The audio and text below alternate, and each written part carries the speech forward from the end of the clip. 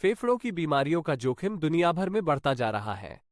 Asthma, chronic obstructive pulmonary disease (COPD) और फेफड़ों का कैंसर इस महत्वपूर्ण अंग को प्रभावित करने वाली सबसे प्रमुख समस्याएं हैं। आंकड़े बताते हैं, हर साल लाखों लोगों की मौत फेफड़ों की बीमारियों के कारण हो जाती है। किसी भी उम्र के व्यक्ति को फेफड़ों की समस्या हो सकती है, इसलिए फेफड़ों की अच्छी देखभाल करना और इसे नुकसान पहुंचाने वाली आदतों से बचाव करते रहना जरूरी है। स्वास्थ्य विशेषज्ञ बताते हैं, जीवन शैली की कई गड़बड़ आदतों को फेफड़ों के लिए हानिकारक माना जाता है। कुछ आदतें तो ऐसी हैं जो फेफड़ों में जहर भरने जैसी मानी जाती हैं। दुर्भाग्यवश देश में बड़ी आबादी इसकी शिकार है। आइए जानते हैं कि फेफड़ों के लिए कौन सी आदतें हानिकारक हैं जिससे सभी लोगों को दूरी बना लेनी चाहिए। फेफड़ों की सेहत को लेकर बरतें सावधानी।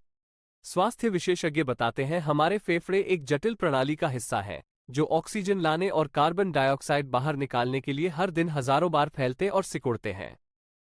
फेफड़ों की बीमारी तब हो सकती है जब इस प्रणाली के किसी भी हिस्से में समस्या हो जाए।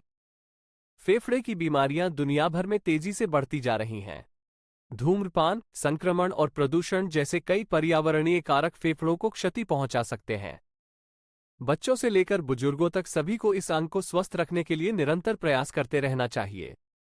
आइए उन आदतों के बारे में जानते हैं जिन्हें फेफड़ों के लिए जहर के जैसा माना जाता है। धूम्रपान भर रहा है फेफड़ों में जहर। अमेरिकन लंग्स एसोसिएशन का कहना है कि फेफड़ों के कैंसर और COPD जैसी गंभीर जानलेवा बीमारियों के लिए धूम्रपान प्रमुख कारक है। अस्थमा से पीड़ित लोगों में धूम्रपान की आदत अस्थमा अटैक को ट्रिगर कर सकती है या उन्हें बदतर बना सकती है। धूम्रपान न करने वाले लोगों की तुलना में धूम्रपान करने वालों में COPD से मरने की आशंका 13 गुना अधिक देखी जाती है।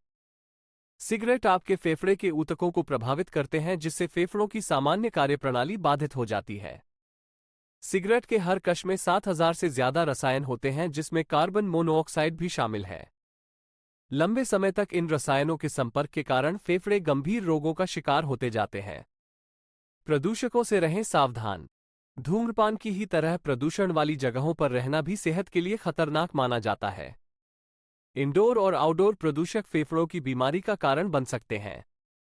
कभी कभी कुछ प्रदूषकों से बचना मुश्किल हो सकता है, खासकर अगर आप खराब वायु गुणवत्ता वाली जगहों पर रहते हैं तो इससे जोखिम और भी बढ़ जाता है। प्रदूषित हवा में कई प्रकार के रसायनों का मिश्रण होता है जो फेफड़ों की कार्यक्षमता को नुकसान पहुंचाते हैं। फेफड़ों की समस्याओं के लिए ये जोखिम कारक भी खतरनाक। फेफड़ों की समस्याओं के लिए कई जोखिम कारक हैं जिन पर ध्यान देना और बचाव के लिए उपाय करते रहना जरूरी है। अधिक वजन या मोटापा होना, फेफड़ों की समस्याओं का पारिवारिक इतिहास होना, गंभीर वायरल श्वसन संक्रमण और एलर्जी का जोखिम। उच्च रक्तचाप वाले लोगों को भी विशेष सावधानी बरतनी चाहिए।